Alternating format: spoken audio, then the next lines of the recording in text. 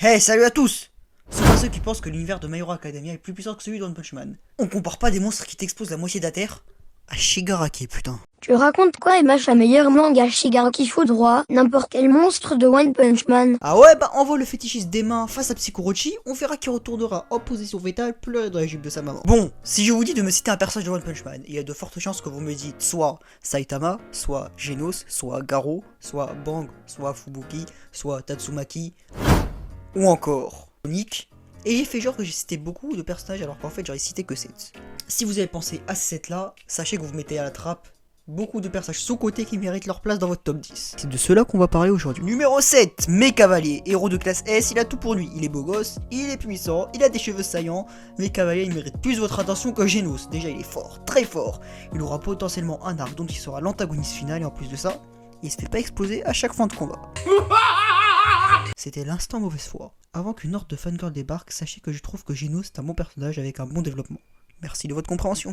Numéro 6, Petit Empereur. Lui aussi, héros de classe S, il est petit, il a fait du sale à un niveau dragon sans trop vous spoil, juste son combat lors de l'arc de l'association des monstres lui mérite d'être le préféré d'au moins l'un d'entre vous.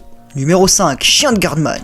Encore un classe S, décidément c'est rempli de chèvres dans cette classe. On connaît rien sur lui, mais il s'est battu avec Garo et la scène est tellement trash que l'auteur a pas voulu la dessiner. Et si le combat était montré, il serait visible uniquement sur Pornhub à cause du viol que ça a été. Si Garo était une femme, il serait tombé enceinte de 6 enfants en même temps, tellement il s'est pris du sale. En plus, il y a des théories super stylées sur lui, dont une qui dit qu'il est invincible dans la ville qu'il protège. Numéro 4, Yairon. Pas beaucoup de choses à dire sur lui, si ce n'est que c'est un disciple d'Atomic Samurai. Il est pas super puissant, mais il a perdu un bras au combat. Et ça, c'est stylé. Numéro 3, Binocle. Héros de classe A, il a un passé et un développement. D'ailleurs, il est l'un des seuls à connaître la force de Saitama avec Bang, Genos et Fubuki. Donc arrêtez d'oublier, putain. Oh, ça fait longtemps que j'ai pas crié, moi. Numéro 2, Captain Mizuki. Parce que... Non, en vérité, j'aime bien le personnage, il est correct. Ah, et au passage, ce top n'est absolument pas mon classement personnel. Non, mais en fait, je compte juste ceux qui étaient prêts à m'allumer. Ouais, voilà.